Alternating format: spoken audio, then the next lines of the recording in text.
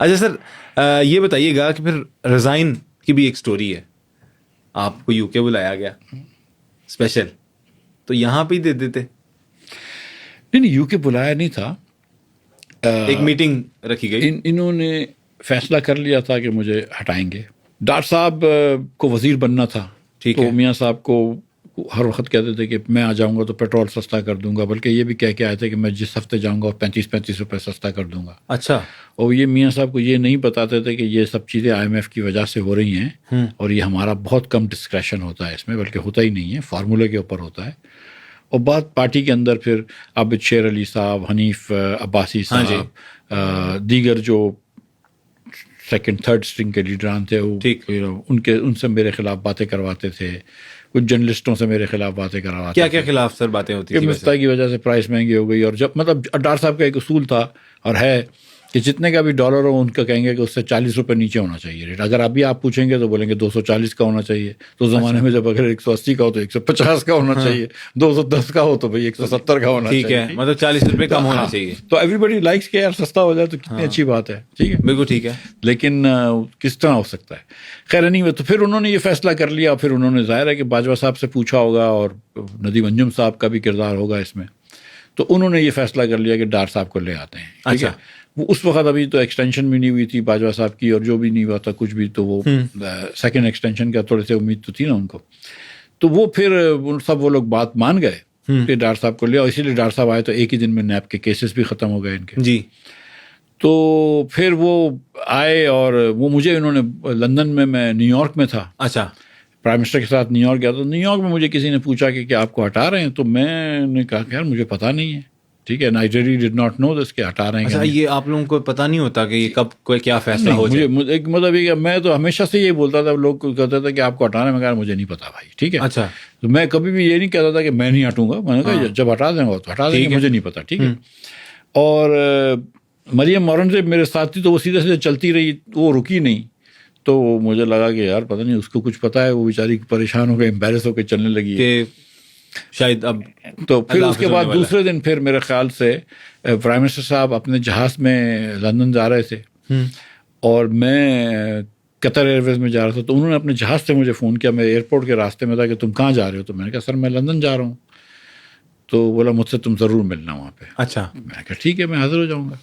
تو دوسرے دن مجھے انہوں نے بلایا دوسرے دن لندن میں، اور میاں صاحب سلیمان کے گھر پہ، میاں صاحب کے شہباز صاحب کے بیٹے کے گھر پہ بلایا.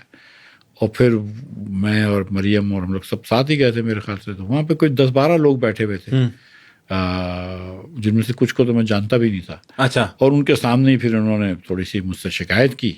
اور شکایت کیا تھی میاں صاحب کی؟ وہ ایک تو میاں صاحب یہ کہہ رہے تھے کہ یار آپ نے مجھے کہا تھا کہ ایک ہی مرتبہ پیٹرول بڑھائیں گے، اس کے علاوہ نہیں بڑھائیں گے. میں نے کہا سر یہ تو میں نے کہا نہیں تھا. اچھا. اور یہ میں کہہ نہیں سکتا ہوں، کیونکہ مجھے کیا پتا انٹرنیشنل مارکیٹ کیا ہوتی ہے. اگر کل مارکیٹ بڑھ جائے گی تو اس زمانے میں بائی دا وے $105-110 کا برینڈ کا آئل پرائسز تھی. ٹھیک ہے. آج $65 کی برینڈ آئل پرائسز ہیں. اوکے. تو فرق آپ دیکھیں نا. یوکرین کی جنگ ختم ہے تو میں تھوڑی کنٹرول کرتا ہوں دنیا کی آئل پرائسز. ٹھیک ہے.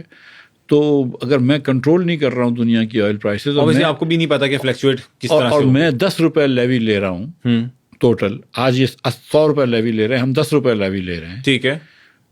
تو میں کیا کر سکتا ہوں اس کے بارے میں. لیکن بہرحال وہ مطلب ایک فیصلہ ان کا ہو چکا تھا. میں نے پھر تھوڑی سی وہ کیا کہ یار اگر آپ نے فائر کرنا تھا تو مجھے ڈائریکٹ بتا دیتے. آپ اخبار والوں کے تھرو بتا رہے ہیں تو ذرا اچھی بات نہیں ہے. اور سچی بات یہ کہ میرا ایک بڑا لمبا ساتھ تھا ان کے ساتھ، میاں صاحب کے ساتھ، اور ایک اچھی بہت اچھی سلام ریلیشن شپ بڑی اچھی تھی. میاں صاحب بہت وفادار عزت دار آدمی ہیں، اچھے آدمی ہیں. ٹھیک ہے. عزت دار بھی ہیں اور عزت دیتے بھی ہیں. بالکل ٹھیک. میں سمجھتا تھا کہ 12-15 لوگوں کے سامنے بیٹھ کے مجھے اس طرح ذلیل کر کے فائر کرنا جو تھا نا، یہ کیا کر رہے ہو. مطلب میں بھی عزت دار آدمی ہوں. بالکل ٹھیک ہے. اور کاروباری بال بچے دار، کاروباری بیک گراؤنڈ ہے. مجھے اگر یہ کہتے تو ریزائن کر دیتا، میں تو خوش کے ریزائن کر دیتا. مطلب اس میں کیا بڑی بات ہے؟ جب میں جیل جا سکتا ہوں ہاں جی تو یہ کرنا کوئی بڑی بات تھی. بالکل ٹھیک. تو ایک وہ بہت ہی معیوب طریقے سے، چھوٹے طریقے سے انہوں نے یہ کیا. اور آپ کو آج بھی وہ شکایت ہے؟ نہیں شکایت نہیں تھی. ان کا یہ مطلب دس واز ان ایکسپیکٹڈ. ٹھیک ہے.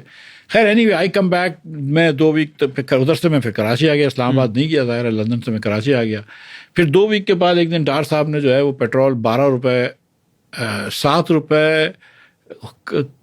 کم ہونے سے بیکاز آف IMF، اور وہ دنیا میں پیٹرول کی قیمت کم ہو گئی تھی، لیکن انہوں نے 12 روپے کم کر دیے. تو میں نے کہا کہ یہ ریکلیس کام کیا. تو پرائم منسٹر نے مجھے فون کیا کہ یار مفتاح یہ ریکلیس کام، ریکلیس کا ورڈ کیوں لکھا ہے؟ اچھا. اس کے بعد پھر انہوں نے مجھے فون کیا کہ تم نے یہ ریکلیس کیوں لکھا. 2 ہفتے تک فون نہیں کیا تھا مجھے. اچھا. کہ تم نے یہ ریکلیس کیوں لکھا. تو میں نے کہا سر میں کوئی کسی کو پرسنل برائی نہیں کروں گا، اور آپ دیکھیں گے کہ میں کوئی پرسنل برائی نہیں کروں گا، لیکن یہ چیز میں سمجھتا تھا کہ یہ ایک اصلاح ہو سکتی ہے. ٹھیک ہے. دوسرا یہ کہ دیکھیں